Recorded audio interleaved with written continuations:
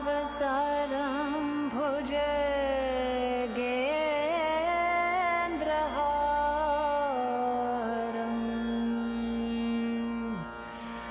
सदा वसन्तं हृदयारविन्दे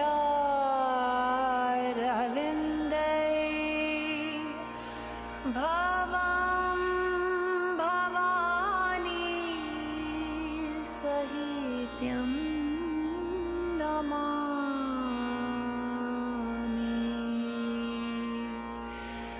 साक्षात् श्री आदिशक्ति माता जी श्री निर्मला देवी नमो नमः।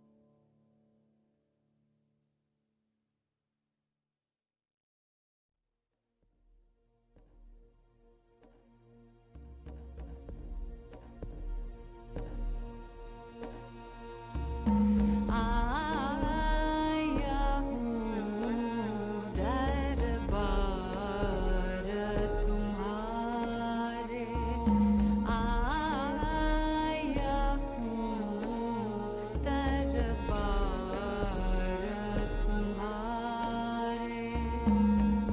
बहुत दिन नाखा भूला बत खा, बहुत दिन नाखा भूला बत खा, ले ले श्री माँ शरण तिहारे, आया हूँ दरबार तुम्हारे, आया हूँ दरबार। जय श्री माताजी. आपण सर्वजण श्रीमाताईंच्या प्रतिमेकडे पाहून प्रणाम करूयात आणि हळवारपणे बंधन घेऊयात.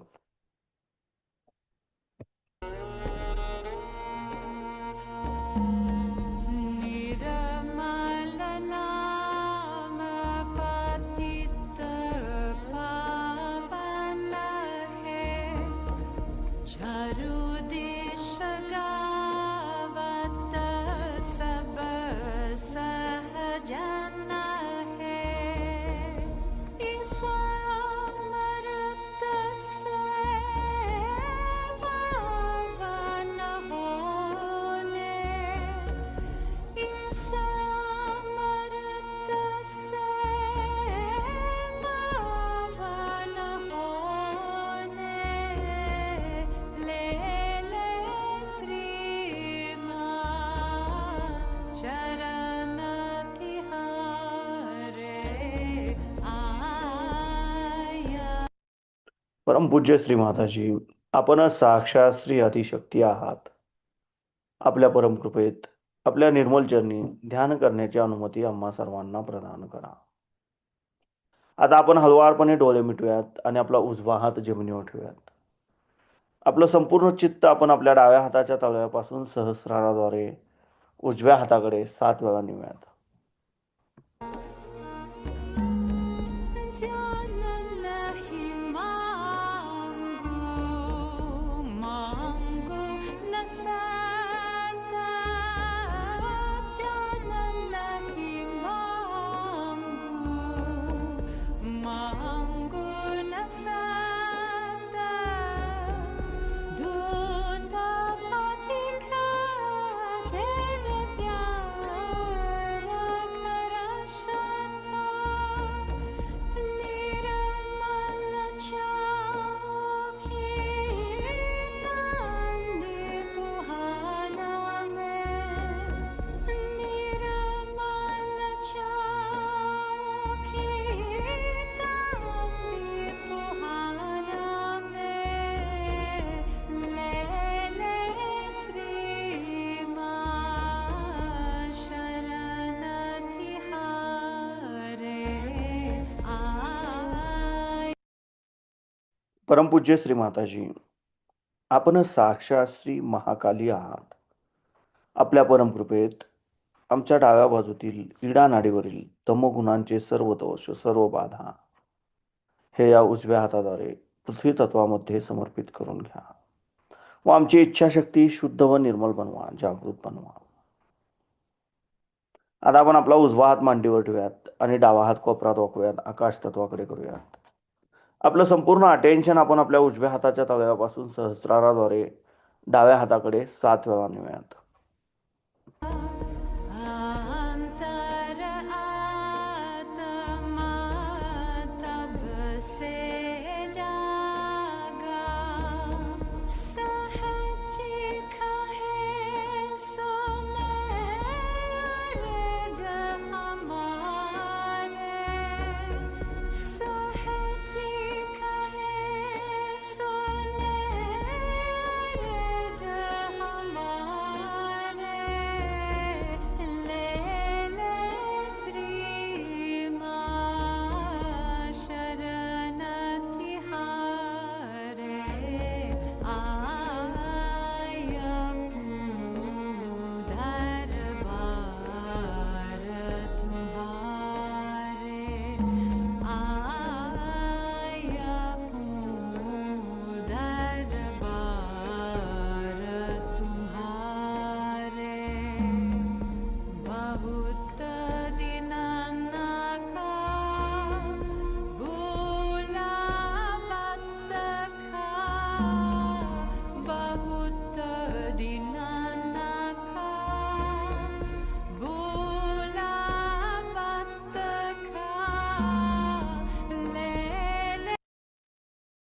परमपूज्य श्री माताजी, आपण साक्षात श्री हनुमानजी आहात.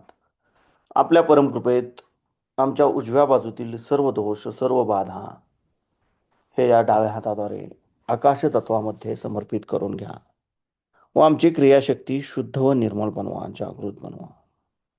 आता आपण आपले दोन्ही हात मांडीवर ठेवूयात. आपलं संपूर्ण अटेन्शन आपण आपल्या मध्य मूलाधार चक्रामध्ये गोलाकार क्लॉकवाईज 7 वेळा फिरवूयात.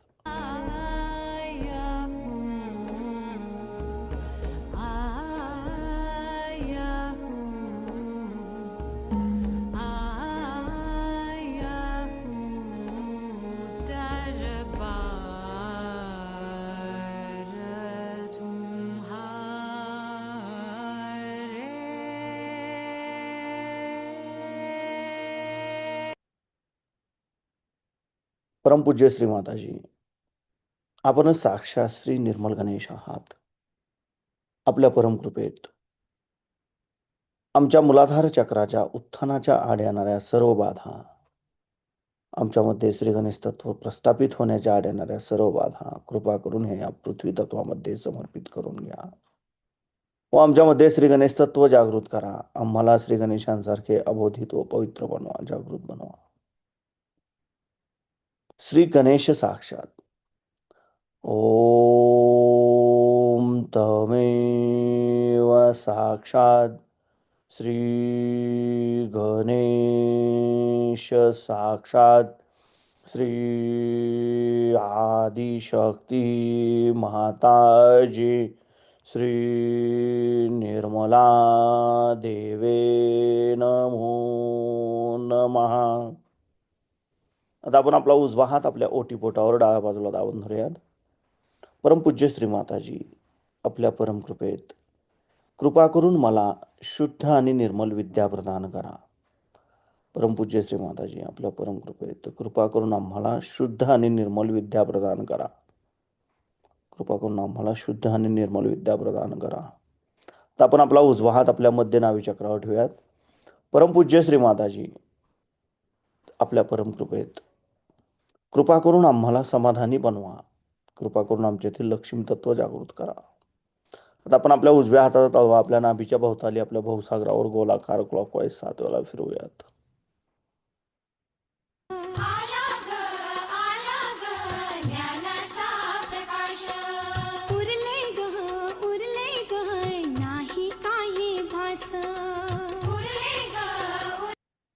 परमपूज्य श्री माताजी, आपण साक्षात श्री आदिगुरु दत्तात्रय आहात. आपल्या परमकृपेत कृपा करून आमच्यातील गुरुतत्व जागृत करा. कृपा करून आम्हालाच आमचा गुरु बनवा. कृपा करून आम्हालाच आमचा गुरु बनवा. आता आपण आपला उजवा हात आपल्या हृदयावर डाव्या बाजूला ठेवूयात. परमपूज्य श्री माताजी, आपल्या परमकृपेत मी केवळ एक शुद्ध आत्मा आहे. मी मन नाही, बुद्धी नाही, शरीर नाही, अहंकार नाही. मी केवळ एक शुद्ध आत्मा आहे. कृपा करून आपण आमच्या हृदयामध्ये विराजमान व्हा. आता आपण आपला उजवा हात आपल्या मानेवर डाव्या बाजूला दाबून धरूयात.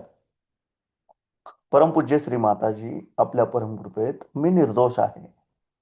मी निर्दोष आहे. मी निर्दोष आहे. आता आपण आपला उजवा हात आपल्या कपाळावर दाबून धरायचा आहे. परमपूज्य श्री माताजी, आपल्या परमकृपेत मी माझ्यासहित सर्वांना अगदी हृदयापासून क्षमा केली आहे. माझ्या मनात कुणाबद्दलही राग नाही, द्वेष नाही. मी माझ्यासहित सर्वांना अगदी मनापासून क्षमा केली आहे. कृपा करून आम्हाला सदैव क्षमाशील बनवा. आता आपण आपल्या उजव्या हाताचा तळवा आपल्या सहस्त्रारावर घट्ट दाबून धरूयात आणि जागच्या जागी गोलाकार क्लॉकवाईज 7 वेळा फिरूयात. तिला भक्ती फुलांची घाली माळा ध्यानी जाता चैतन्याचे अमृत तू देशी घेते मन गदा वही आता तुझ्या परमपूज्य श्री माताजी, आपण साक्षात श्री आदिशक्ती आहात. आपल्या परमकृपेत कृपा करून आम्हाला निर्विचारिता प्रदान करा. कृपा करून आमच्याकडून ध्यान करून घ्या. आता आपण आपले दोन्ही हात मांडीवर ठेवूयात. आपलं संपूर्ण लक्ष आपल्या दोन्ही हातातून वाहणाऱ्या चैतन्याकडे आणि सहस्रारामध्ये केंद्रित करूयात आणि ह्याच अवस्थेमध्ये आपण श्रीमाताईंची अमृतवाणी ऐकूयात.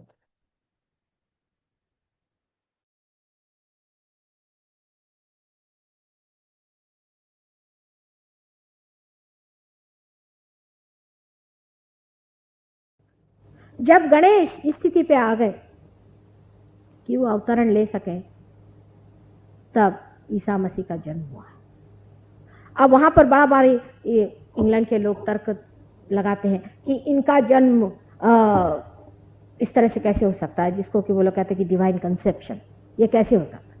मैं कहती हूँ इन मनुष्यों को कितना समझ में आता है, कितनी बात समझ में आती है। क्या वो कभी सोचते भी हैं कि किसी बी में अंकुर कैसे फूटता है, आप श्वास कैसे लेते हैं, आपका चलन वलन कैसे होता है, आपके ब्रेन में एनर्जी कहाँ से आती है, आप किस तरह से इस संसार में आए हैं, ये सबका किसी का आपने निदान लगाया है पृथ्वी के अंदर में, भूगर्भ में। आप कहते हैं कि इसमें गुरुत्वाकर्षण शक्ति है, लेकिन वो कहाँ से आई, इस पर जरा विचार करें आप। जैसे कि छोटे बच्चे अपने को एकदम से शिवाजी समझने लग जाए, उसी प्रकार कुछ मुझे बचपना सा लगता है मनुष्य के इस विचार। ये जो शक्ति हमारे अंदर लगती है कि क्रियाशील है, ये सब माया है, ये सारा भ्रम है।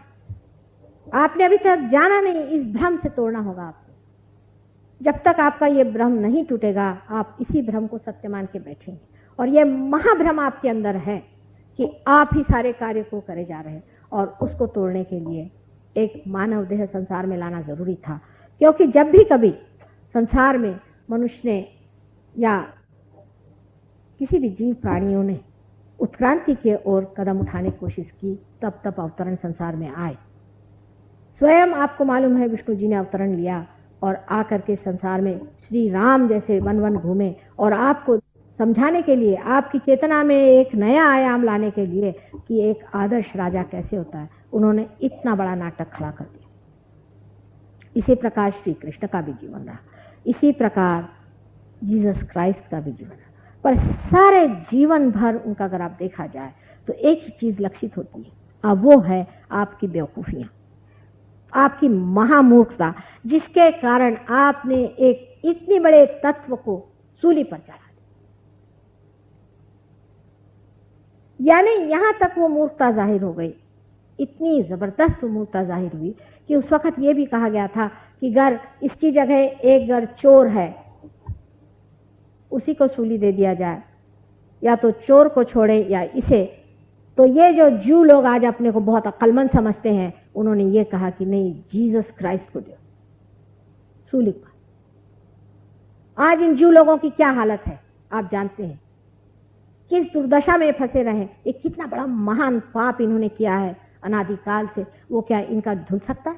अभी भी उसी अहंकार में लोग पड़े हुए, उसी अहंकार में पड़े हुए, और अभी तक यही सोच रहे हैं कि ये जो पाप कर्म और ये जो चीजें हमने की हैं, वो हमने बड़ा ही बड़ा पुण्य काम कर दिया। अभी भी अगर वो माफी मांगे परमात्मा से कि तुम्हारे तत्व को ही हमने फांसी पे चढ़ा दिया, तुम्हारा जो महान तत्व था उसी को हमने खत्म कर दिया, हे प्रभु हमें क्षमा करो, तो अब भी उनको माफी हो सकती।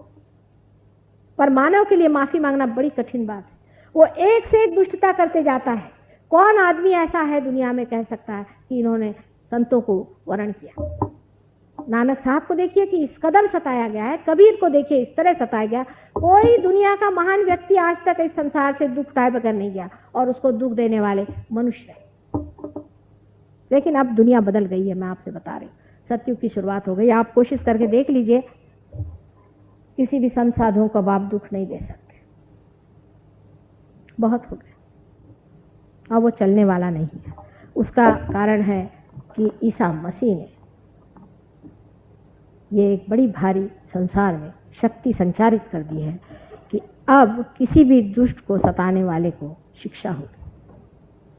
उनके एकादश रुद्र आज सज्ज हो गए, और जो भी इंसान किसी भी साधु संतों को सताने की कोशिश करेगा उसका सर्वनाश हो जाएगा। किसी भी साधु संतों को सताने की कोशिश करना ये महान पाप है, यह आपको समझ लेना चाहिए। और ईसा मसीह के उदाहरण से जान लेना चाहिए कि ये मूर्खता हम फिर से नहीं करेंगे। ये मूर्खता हमने की तो हम चूक गए, और हम हमेशा के लिए खत्म। अब कोई भी आदमी अपने को अवतार कहे तो उसे अवतार नहीं मानना चाहिए, ये बात जरूर है। हर एक आदमी अगर कहे कि मैं अवतार हूँ, मैं अवतार हूँ, तो उसको मानना नहीं चाहिए। उसके अपने शास्त्रों में आधार लिखे हुए हैं, उन आधारों को देखते हुए अगर वो अवतरण सिद्ध हुआ तो उसे मानना चाहिए। किसी ने मुझे खबर करी कि ईसा मसीह का फिर से जन्म हो गया। मैंने कहा अच्छा, कहाँ हुआ? कहले वो रोम में है। मैंने कहा अच्छा, क्या करते हो? कहले वो कहते हैं मैं ईसा मसीह हूँ। तो मैंने कहा ऐसे कोई गधा भी कह सकता है? किसी के कहने से थोड़ी था कि मैं ईसा मसीह हूँ तो ईसा मसीह हो जाएंगे। तो कहने लगे कि अच्छा ईसा मसीह क्या पहचान है? मैंने कहा उसको पानी पे चलने को कहो, उसे कहो कि अब हवा पानी तूफान को रोके। अगर वो रोक सकता है और अगर वो पानी पे चल सकता है और अगर वो मुर्दों को जिला सकता है तब वो ईसा मसीह। अगर वो ये नहीं कर सकता तो ईसा मसीह नहीं।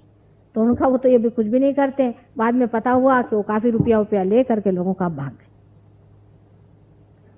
ईसा मसीह के जीवन से हम लोगों को जो सबसे बड़ी शिक्षा ये है कि जैसे राखहु तैसे ही रहो। ईसा मसीह ने कभी अपने प्रोफेशन को बदला नहीं। कोई दुनिया में उन्होंने इश्तहारात ये लगाए नहीं कि मैं बैरागी हूँ। शादी में भी वो गए थे, शादी में गए, वहां जाकर सब व्यवस्था करी। अब शादी में लिखा है कि उन्होंने पानी से वाइन बनाया। अब ये बड़ा इंसान ने बात को पकड़ लिया कि वो तो भाई शराब बना। वाइन का मतलब अभी भी इजराइल में अगर आप जाएं या हिब्रू भाषा में द्राक्ष का रस होता है, शराब नहीं होता है। ये तो बाद में किसी की अकल लगी कि इसको फर्मेंट करना चाहिए और शराब करना चाहिए। और इसके बारे में अगर आप मोजेस का जीवन पढ़ें तो मोजेस ने बहुत साफ शब्दों में कहा है कि अल्कोहल और स्ट्रॉन्ग जो चीजें होती हैं इस तरह की बिल्कुल मनुष्य को नहीं लेना चाहिए। कारण ये है कि मैंने आपसे उस दिन बताया था गुरु तत्व में कि मोजेस एक बड़े भारी गुरु तत्व के थे। जितने भी गुरु हो गए हैं वो क्योंकि नाभि चक्र पे उनका काम है और नाभि के आसपास वो रहते हैं, जहाँ पे वॉइड है उस जगह पे वो रहते हैं और उसका क्योंकि लिवर पे असर आता है, इसलिए हमेशा हर एक गुरु ने, फिर वो नानक हो, चाहे वो कबीर हो और चाहे वो आपके मोजेस हो, इब्राहिम हो या सोक्रेटिस हो, सब ने शराब की मनाही की। क्योंकि उनका तत्व यह है, जिसका जो कार्य है वो करता है। गुरुओं का कार्य यह है कि आपको धर्म में स्थापना करना, इसलिए उन्होंने शराब की मनाही की। और जिनका कार्य दूसरा है, जैसे ईसा मसीह का जो कार्य था वो था आपके आज्ञा चक्र को खोलना, आपके अहंकार को तोड़ना, वो कार्य उन्होंने किया। जो मेरा कार्य है वो मुझे करना है कि आपकी कुंडलिनी जागृत करनी है और आपकी कुंडलिनी को सहस्त्रार में तोड़ना है। पर क्योंकि ये समग्रता का कार्य है, मुझे हर एक के बारे में कहना पड़ता है। मुझे ईसा मसीह के बारे में कहना है, नानक के बारे में कहना है, जनक के बारे में कहना है और उसी प्रकार मुझे राम कृष्ण आदि सब जो भी संसार में अवतरण हुए हैं उनके बारे में और शिवादि वगैरह जो हमारे अंदर शक्तियां हैं सबके बारे में कहना। क्योंकि आज समग्रता का समय है और इसलिए समग्रता की बात होगी। इस पर भी आप देखिए, आपको आश्चर्य होगा कि सहयोग कम से कम शहरों में, गांव में ऐसी बात नहीं, शहरों में इसी तरह से धीरे धीरे फैलता है।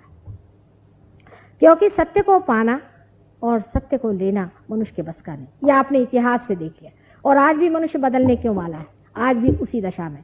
सिर्फ फर्क इतना ही है कि आज जो मनुष्य जितना अस्त व्यस्त अन्यमनस्क है उतना कभी भी नहीं था। और इसीलिए कहा गया है कि कलियुग में ही यह कार्य होने वाला है। नल दमयंती आख्यान में वर्णन है कि एक बार नल ने कली को पकड़ा था और कली ने कहा कि भाई तू मुझे अगर मार डालना चाहे तो मार डाल, लेकिन तू मेरी महिमा पहले सुन ले, मेरा एक महात्म्य है उसे तू सुन ले। तो उसने कहा तेरा क्या महात्म्य है कली? तो कली ने कहा मेरा ये महात्म्य है कि आज जो गिरी कंदरों में बड़े बड़े साधु सन्यासी आदि लोग मुझे परमात्मा को खोजते फिर रहे हैं, वो कलियुग में ही इसे पाएंगे और बहुत बड़े तादाद में इसे पाएंगे। और इसका सारा जो कुछ भी न्याय है, जजमेंट है, वो कलियुग में होगा। सहयोग यही लास्ट जजमेंट है, जिसको कि बाइबल में कहते हैं कि the last judgement of the truth. सहयोग में आने के बाद में ही आपका न्याय होता है कि आप ट्रुथ पे खड़े हैं या नहीं, लेकिन उस पर स्थिर होना चाहिए। अगर आदमी उस पर स्थिर नहीं हुआ तो फिर डिग जाएगा, क्योंकि ये सत्य पाने पर भी उस पर टिकना मनुष्य के लिए कठिन होता है। बहुत से लोग मुझसे पूछते हैं कि माँ हम कब स्थिर हो गए, कब हमें मानना चाहिए कि हम स्थिर हो गए। ये तो ऐसा ही सवाल है जैसे कि एक पानी में से निकल के आप नाव में चले गए। अच्छा, अब आप कब स्थिर हुए? जब अब आपको लगा कि आप स्थिर हो। आप अगर साइकिल चला रहे हैं, शुरू में तो आप डगडगा रहे हैं, आप कब स्थिर हो गए? जब आपको लगा कि आप स्थिर हो गए। ये तो आप ही को अपना न्याय करने का है कि आप स्थिर हो गए या नहीं हो गए। जब आप स्थिर हो जाते हैं तब निर्विकल्पता आपके अंदर स्थापित हो जाती है। जिस वक्त हमारी कुंडलिनी आज्ञा चक्र से नीचे आती है तब तक हम निर्विचारिता में नहीं आ सकते। जो पहला समाधि का स्थान है निर्विचारिता, वो स्थापित नहीं होता। जैसे ही कुंडलिनी इस आज्ञा चक्र को लांघ जाती, यानी ईसा मसीह ने जो दरवाजा हमारे लिए खोल दिया, जहां की ईसा मसीह का ही नाम लेने से, उन्हीं की लॉर्ड्स प्रेयर कहने से ही ये आज्ञा चक्र खुलता है। और वो खुलने के बाद हम निर्विचारिता के क्षेत्र में, माने डेस्टिनेशन, इसे कहना चाहिए कि परमात्मा के साम्राज्य में चले जाते हैं, जो कि लिम्बिक एरिया हमारे ब्रेन में है। उसमें यह सातों चक्र और भी जो उप चक्र हैं सारे विराजमान हैं। जब तक मनुष्य उस स्थिति में नहीं जाता तब तक उसके अंदर निर्विचारिता भी स्थापित नहीं। आज्ञा चक्र की खराबी होने का सबसे बड़ा कारण है आंखें। आंखों को मनुष्य को बहुत संभाल के रखना चाहिए। आंख बड़ी भारी महत्वपूर्ण चीज है। दूसरा उसका कारण है माथे का टिकाना। इसीलिए ईसा मसीह ने कहा था कि किसी के सामने माथा नहीं टिकाओ, क्योंकि किसी के सामने माथा टिकाने का मतलब है न जाने आप किसके सामने अपना सारा जो कुछ कमाया हुआ वो खोने वाले हैं, न जाने किस चोर के सामने अपना माथा टिकाएंगे। इसलिए उन्होंने कहा किसी के सामने माथा टिकाने की जरूरत है।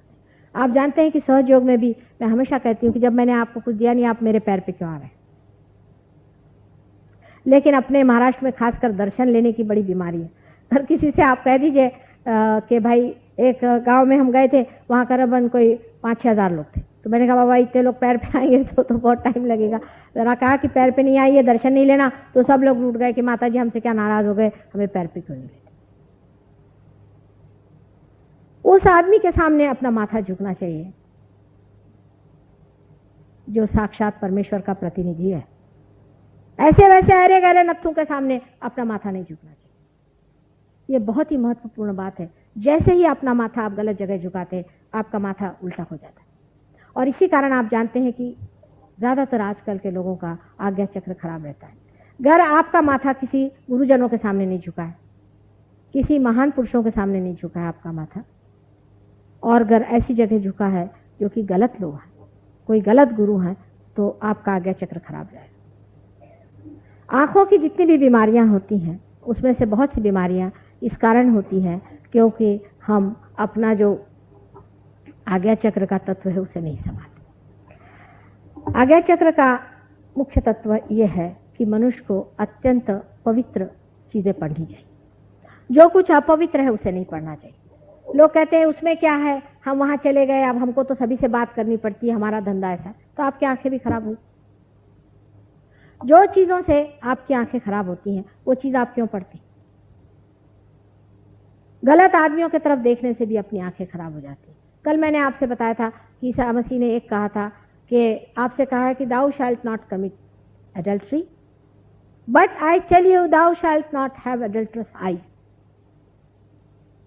ये बड़े जोर के साथ उन्होंने कहा कि आंख में अगर एडल्ट्री है तो आपकी आंखें कमजोर हो जाए। इसका यह मतलब नहीं कि अगर आपने चश्मा लगाया तो आप गलत आदमी। किस उम्र के बाद तो चश्मा लगाना ही पड़ता है, ये तो जीवन का नियम ही है।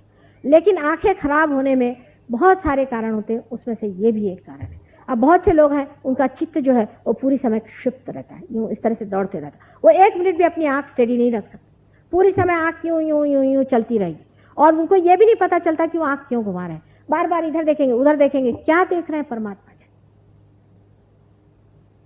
आंख पे जो सबसे बड़ा असर आता है वो आता है आपकी कार्य पद्धति का। समझ लीजिए आप अति कार्य करते हो, बहुत ज्यादा आप काम में लगे हो, अति करनी हो। हालांकि आप अच्छा ही काम कर रहे हैं, बुरा काम नहीं कर रहे हैं, अच्छा ही काम कर रहे हैं। ऐसा बुरा काम नहीं है जो अपवित्र काम है, और पवित्र भी नहीं है, एक न्यूट्रल काम आप कर रहे हैं। लेकिन आप बहुत अगर काम करते हैं और बहुत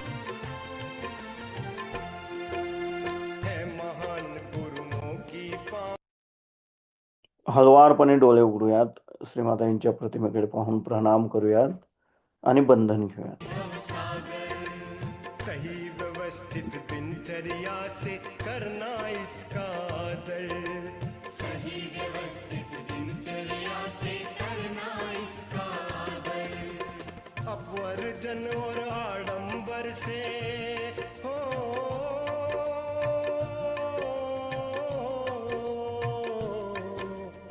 अपवर्जन और आडंबर से रखना बरी। श्री माता जी की महिमा है अचरज भरी। जय श्री माता जी। माता जी की महिमा है अचरज भरी।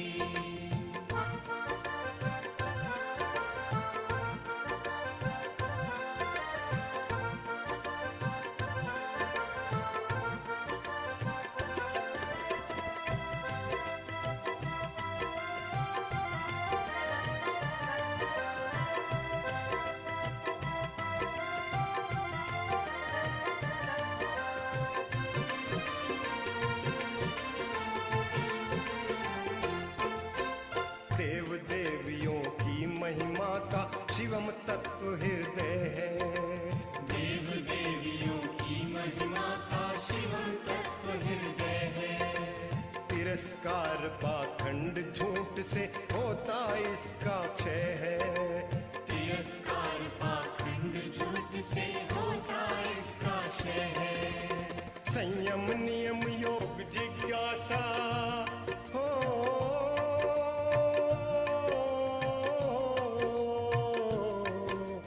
संयम नियम योग जिज्ञासा इसकी धुरी। श्री माता जी की महिमा है अचरज भरी। श्री माता जी की महिमा है अचरज भरी।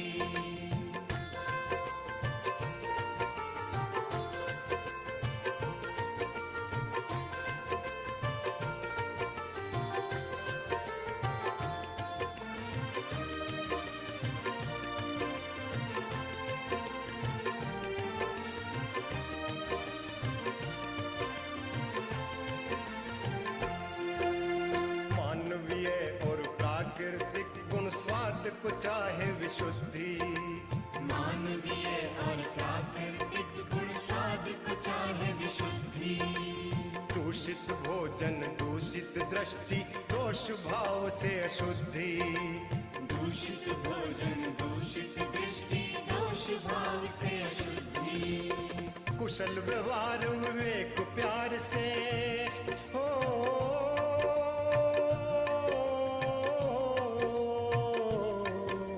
कुशल व्यवहार विवेक प्यार से बाधा हरी। श्री माता जी की महिमा है अचरज भरी। श्री माता जी की महिमा है अचरज भरी।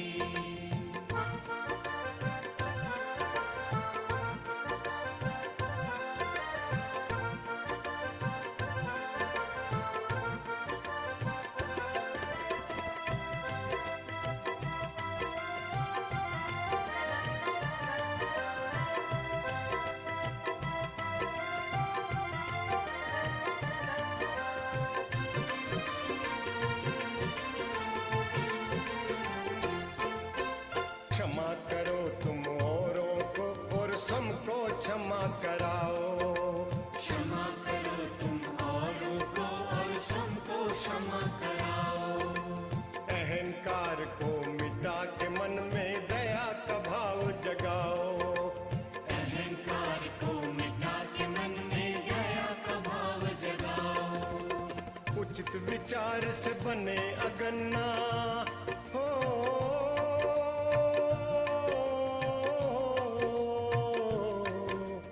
उचित विचार से बने अगन्ना आज्ञा